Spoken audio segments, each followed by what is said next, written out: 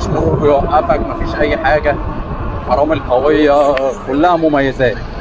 لو البطاريه فاضيت معاك انت كمان بتشتغل بالبدال، يعني مفيش. مساء الفل عليكم احلى متابعين في الدنيا. طالع النهارده غير اي طلعه، مميزه جدا بدراجه كهربائيه مميزه هنوريها لكم في اخر الفيديو. احنا دلوقتي على كوبري ستانلي والدنيا رايقه، الجلاكسات بتاعتنا 100 100. اتمنى بس يكون الصوت واضح.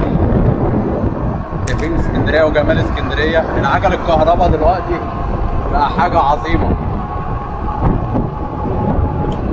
حاجه بتمشي، انت بتمشي ببلاش ومفيش مرور بيوقفك، مفيش اي حاجه، فرامل قويه، كلها مميزات يعني. وسرعه كمان، يعني انت لما بتسوق عجله بتجيب معاك سرعه 65. انت عاوز ايه اكتر من كده؟ وحاجه بتمشي باقل امكانيات. بص دلوقتي طالع الكوبري هنطلعه بكل سهوله، يعني طالع عاوز لو البطاريه فاضيت معاك انت كمان بتشتغل بالبدال، يعني مفيش اي حاجه، بس انت بتكون عامل حسابك والبطاريه بتمشيك مسافات طويله.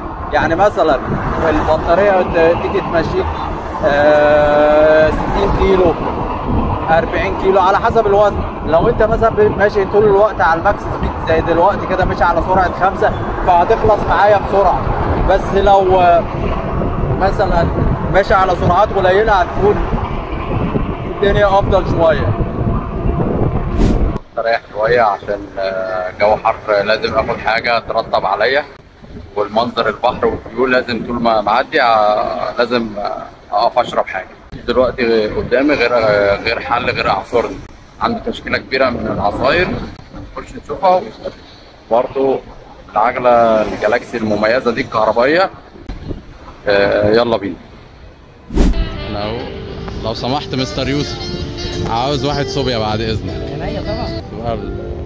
شايفين الجمال والعظمه، جوسي جوسي بصراحه، شكلها يفتح النفس بصراحه. الله عليك.